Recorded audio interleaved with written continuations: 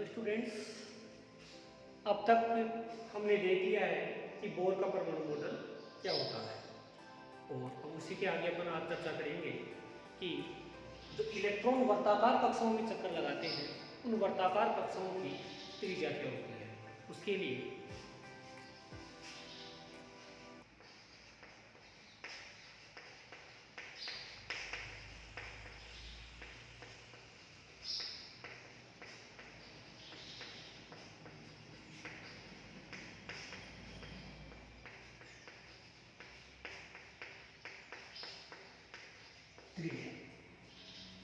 त्रिज्या निकालनी है अपने को। उससे पहले थोड़ा सा अपन पीछे चलते हैं। हमने बोर मॉडल में क्या देखा? बोर मॉडल में अब हमने दो अभिक्रियाएं देखी बोर की।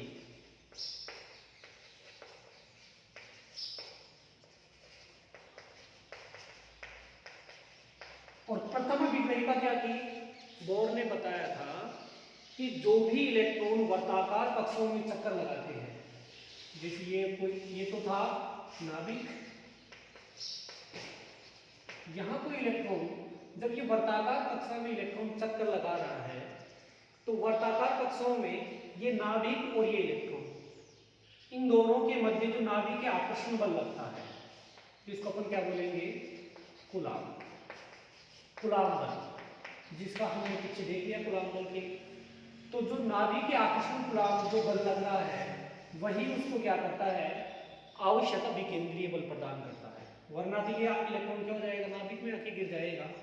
तो इस त्रिज्या निकालने के लिए अपने को सबसे पहले हमको अभिग्राहिता जो प्रथम थी उसको यूज में लेना है। क्या है? बोर की प्रथम अभिग्राहिता। इलेक्ट्रॉन वर्ताकार कक्षा में चक्कर लगा रहा है तो उसको जो कूलाम्ब बल है वही आवश्यक अभिकेंद्रीय बल प्रदान कर रहा है। और ये कूलाम्ब बल पीछे अपन ने निकाला है वो क्या आएगा? F बराबर के ZT² अपॉन R², ये हमने निकाल लिया। तो और अभिकेंद्रीय बल के बारे में हम जानते हैं। अभिकेंद्रीय बल क्या है?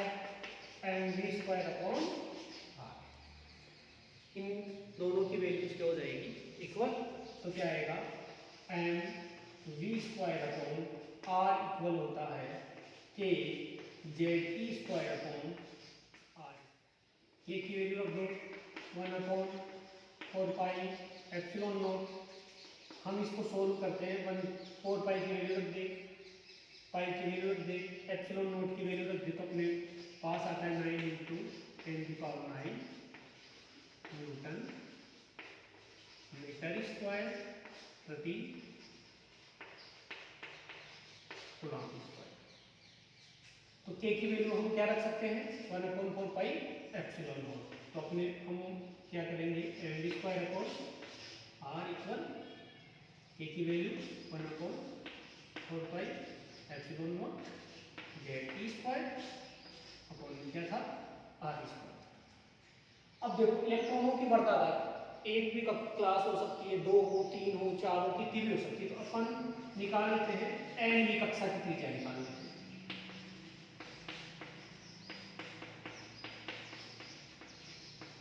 यानी R की वैल्यू Rn हो जाएगी, mv² अपॉन Rn लिख देंगे equal 1/4 pi epsilon not ZD² Rn का स्क्वायर। यहाँ Rn है, यहाँ Rn²। Rn से इस Rn² को अपन क्रॉस कर सकते हैं।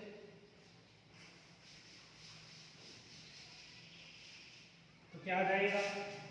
यहाँ Rn केवल Rn रह जाएगा, इधर क्या रह जाएगा? mv² equal 1/4 pi epsilon not. ऐसे कैसे आएगा? ZD² अपॉन Rn रह जाएगा। निकालनी क्या है? त्रिज्या। Rn की वैल्यू निकालनी। तो Rn को इधर ले और mv² को इधर ले जाओ, तो अपने पास क्या आ जाएगा? Rn इक्वल हो जाएगा 1/4 पाई एप्सिलॉन नॉट, ये इधर जाएगा एंड वी स्क्वायर ऊपर क्या है जेड स्क्वायर। ये v की वैल्यू लानी है। इस v की वैल्यू लाने के लिए बोर की जो द्वितीय अभिग्राहिता है उसका यूज करेंगे।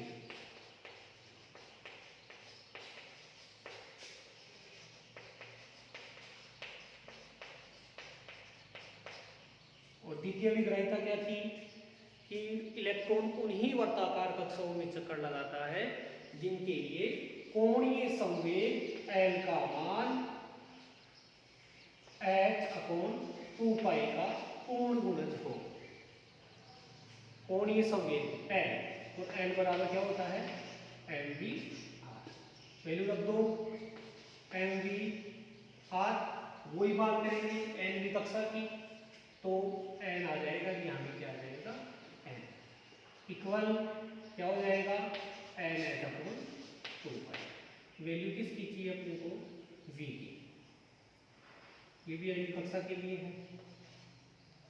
v की वैल्यू चाहिए अपने, क्या कर देंगे v की वैल्यू के लिए, यहाँ से v की वैल्यू ले आओ, क्या लिखूं m vn किसके इक्वल हो जाएगा n/2 पाई, उधर क्या लेके चलेंगे m r n, सबको ले जाके कहाँ रख देंगे, इसको दे लो समीकरण नंबर 1, ये हो गया समीकरण नंबर 2। समीकरण 1 में किसकी वैल्यू, समीकरण 2 का मान रखने का क्या आ जाएगा Rm equal ZE² upon 4 pi epsilon not m ऐसे लिखा जाएगा। वैल्यू क्या आ जाएगी NH अपॉन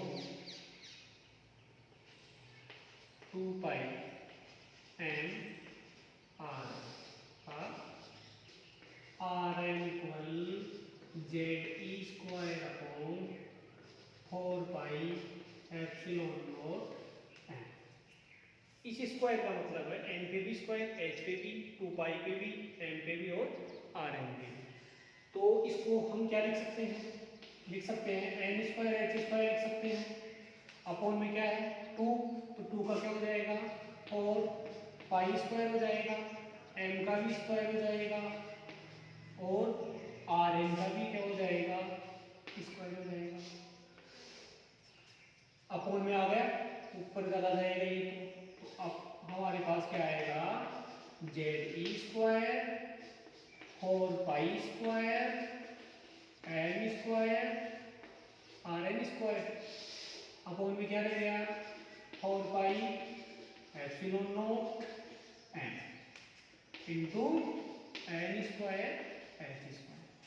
ये 4 पाई, 4 से 4 कैंसिल, ये पाई से यहाँ पाई टाइम में चला जाएगा, क्या m से m कैंसिल से यहाँ क्या रह जाएगा m रह जाएगा, तो Rn इक्वल ZE² आ जाएगा, क्या रह गया यहाँ पाई रह गया, केवल पाई भी आ जाएगा, n रह गया Rn² से कैसे आ जाएगा, अपॉन में क्या आएगा epsilon not n² h²।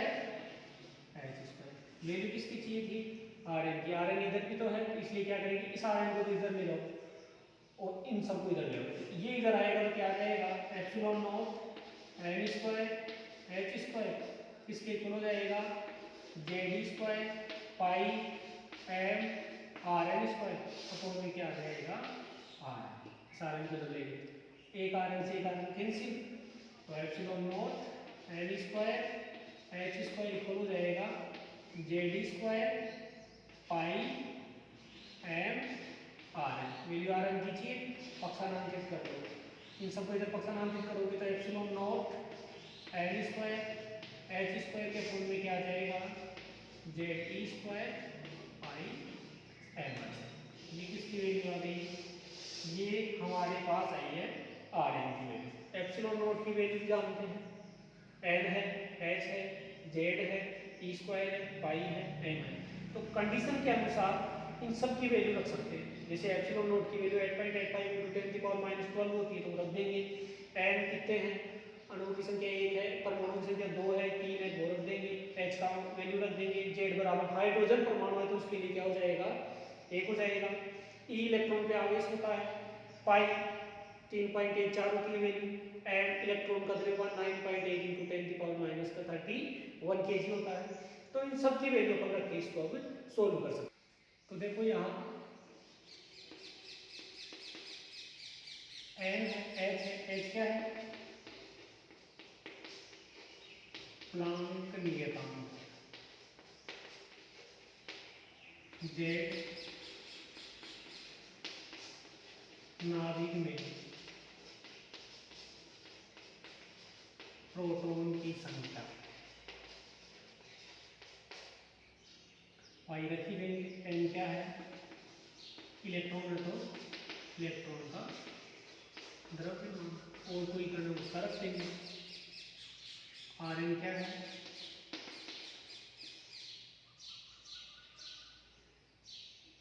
N B कक्षा की त्रिज्या है।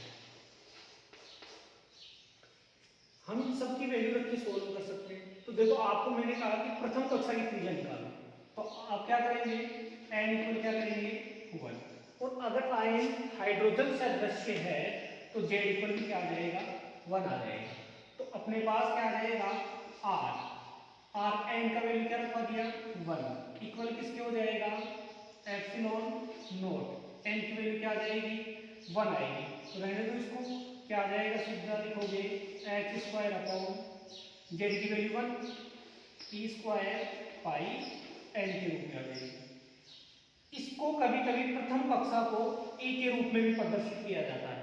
तो आर वन की जगह अपन क्या लिख सकते हैं, ए को क्या लिख सकते हो epsilon naught h square E square pi N.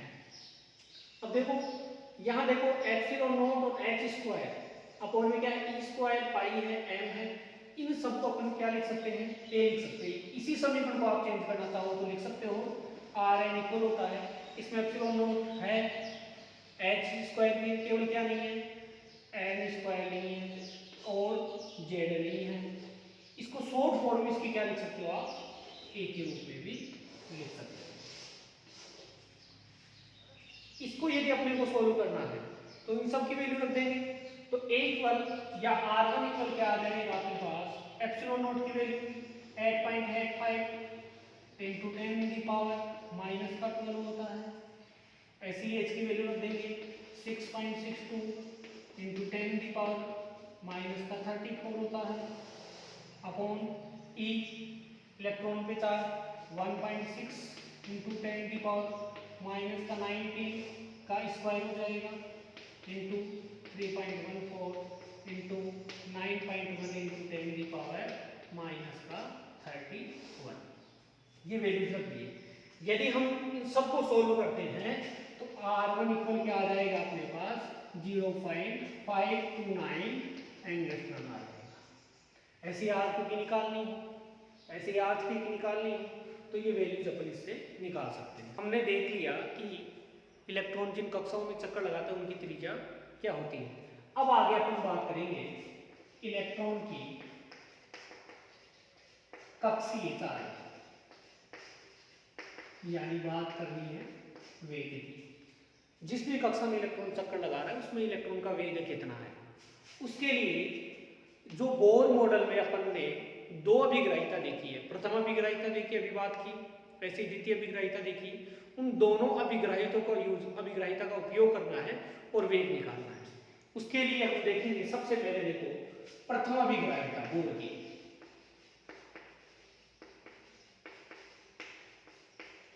और वो क्या थी M V upon R, M V square upon R equal होता है के जेड ई स्क्वायर अपॉन आर स्क्वायर।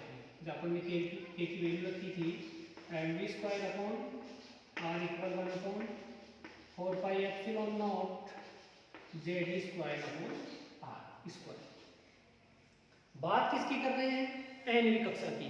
जब हम एनवी कक्षा की बात कर रहे हैं तो एनवी के लिए अपन क्या कर लेंगे, उसमें जो भी वी है, जो भी आर है, उन सबको किसके रूप में रख देंगे? एन के रूप में रख देंगे। तो देखो अब हम क्या करेंगे, सबसे पहले एनवी कक्षा की बात कर रहे हैं, तो एनवी कक्षा की बात कर रहे हैं तो एन वी एन स्क्वायर हो जाएगा, आर एन हो जाएगा, जेड स्क्वायर आ जाएगा, और पाई एप्सिलॉन नॉट, और यहाँ भी क्या आ जाएगा? एन आ जाएगा। आर एन से एक आर एन कैंसिल हो जाएगा, एंड वी एन अपॉन कुछ नहीं बचा इधर, इक्वल क्या आ जाएगा? Z square 4 pi epsilon naught R N रह गया, इक्वेशन नंबर फर्स्ट। इसी के आगे बोर की जो द्वितीय अभेद रहता है, और द्वितीय अभिलेखता क्या है? कोणीय संवेग एंड वी आर, तो एन लगा दो सबके, एन एस अपॉन 2 पाई। समीकरण नंबर 2। वेग की बात करनी है तो समीकरण 1 में सीधी सी बात है, समीकरण 2 का, समीकरण 1 में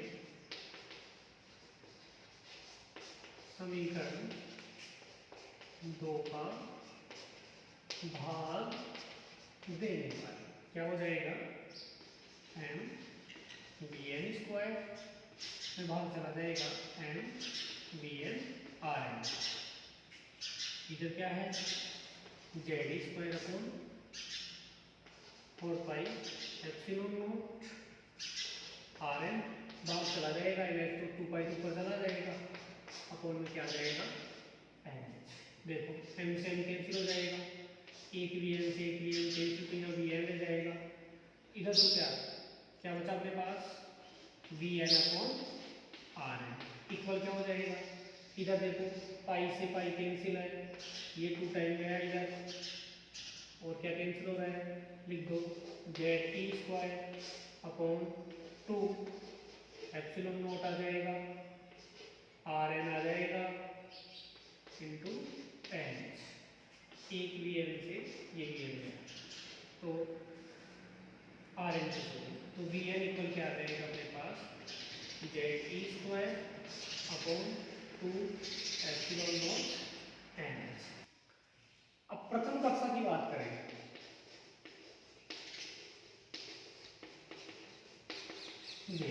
तो क्या हो जाएगा?